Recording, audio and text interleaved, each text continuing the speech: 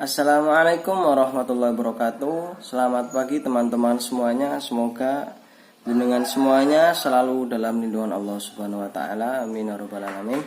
Sebelumnya perkenalkan, nama saya Riyadus Shalihin, mahasiswa dari Universitas Wahid Hasyim Semarang, program studi Pendidikan Agama Islam angkatan tahun 2018.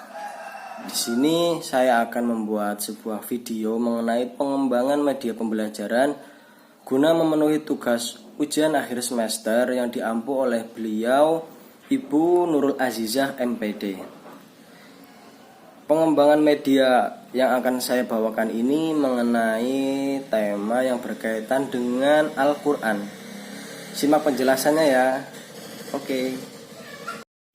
Oke teman-teman, pada kesempatan kali ini kita akan membahas mengenai Al-Quran.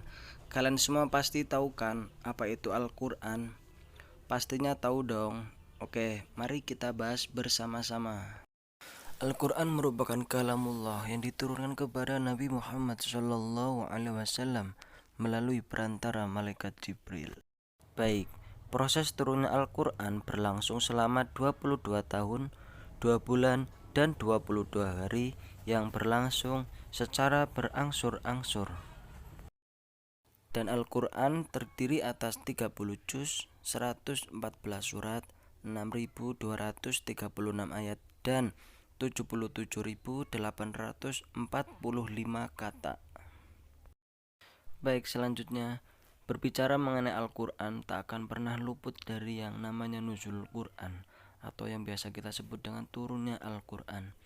Nuzulul Quran diperingati setiap tanggal 17 Ramadan.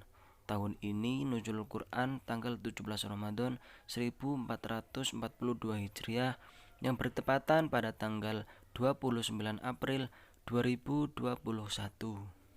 Nuzulul Quran merupakan peristiwa turunnya Al-Quran kepada Nabi Agung Muhammad SAW.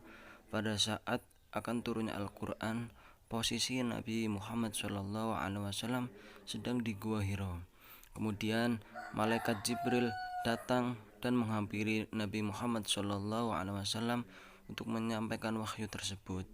Wahyu yang pertama diturunkan kepada Nabi Muhammad SAW adalah surat Al-Alaq ayat 1-5. Baik, pembahasan selanjutnya yakni mengenai penyusunan Al-Quran sejak masa Nabi Muhammad SAW. Sebagian ulama meyakini bahwa metode penyusunan Al-Quran sebenarnya sudah dimulai sejak zaman Nabi Muhammad SAW masih hidup. Beliau tidak hanya mengajarkan bacaan dan pemahamannya, melainkan beliau juga mengajarkan bagaimana letak Al-Quran nantinya pada saat akan dibukukan. Salah satu alasan mengapa Al-Quran tidak langsung dibukukan adalah karena pada saat itu Al-Quran belum selesai turun semasa Nabi Muhammad SAW masih hidup. Karena jika langsung dilakukan pembukuan Al-Quran dengan kondisi Al-Quran belum selesai turun ayat-ayatnya, maka Al-Quran akan mengalami perubahan terus-menerus. Maka dari itu Al-Quran pada saat tersebut tidak langsung dibukukan.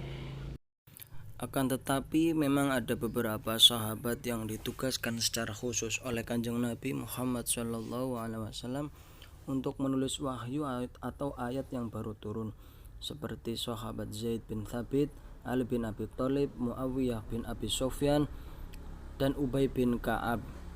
Beliau semua yang menuliskan ayat atau wahyu yang baru turun, mulai dari pelepah kurma, lempengan batu, dedaunan, hingga potongan tulang binatang. Ayat Al-Quran mulai dibukukan setelah Nabi Muhammad SAW wafat, tepatnya saat pemerintahan Abu Bakar. Para sahabat mengumpulkan lembaran mushaf tersebut. Kebutuhan untuk menuliskan Al-Quran baru mulai setelah peperangan Yamamah terjadi.